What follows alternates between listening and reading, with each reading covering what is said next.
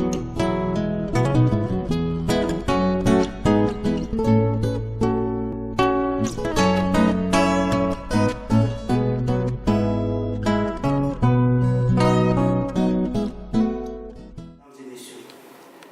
me choisit aujourd'hui l'honneur de prendre la parole devant cette auguste aéropage en ma qualité de secrétaire général, représentant le ministre en charge du Travail et des Droits sociaux, qui a bien voulu être parmi nous aujourd'hui, mais a été retenu par d'autres obligations.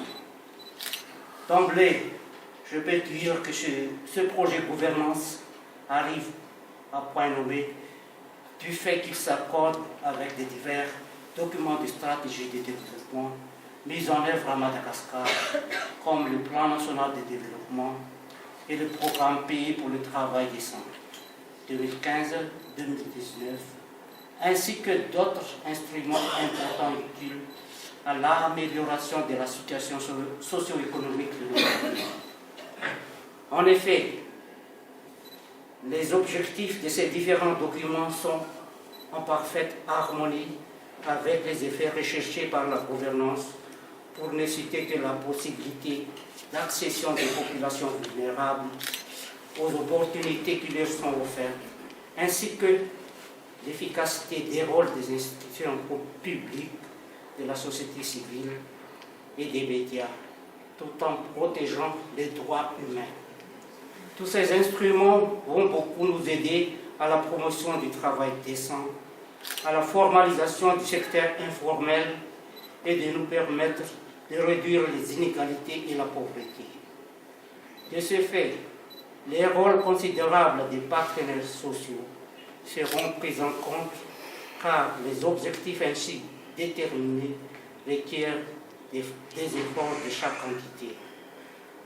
D'ailleurs, le PPDD de Madagascar, dans sa priorité numéro 2, tend à améliorer la productivité du travail par la promotion du dialogue social.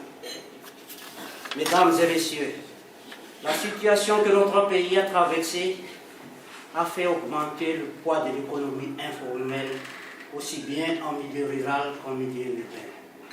Selon la dernière enquête sur l'emploi et le secteur informel effectuée en 2012, le nombre d'unités de production individuelles est estimé à 2 268 900 unités, dont 29% localisées en milieu urbain. En plus, force est de constater que l'économie informelle joue un rôle important en matière de création de revenus, avec 80% du revenu total des ménages fournis par le secteur agricole et non agricole. Il faut toujours rappeler ici que 89% sont totalement inconnus des services publics et de ce fait, elles ne possèdent ni numéro statistique ni carte professionnelle. Seuls 1% des actifs des UPI sont affiliés à la CNAPS et peuvent bénéficier de ces prestations. Signalons au passage qu'un guide de l'inspection du travail dans l'économie informelle a été déjà élaboré par Madagascar, à l'instar des autres pays concernés par ce projet.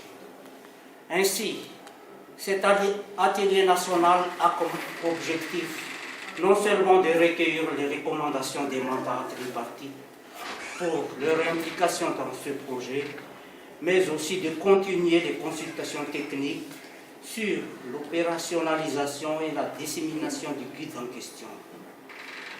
Je voudrais inciter les participants à profiter de cet atelier pour renforcer les acquis et partager les expériences vécues afin de mieux cerner les problèmes qui minent ce secteur.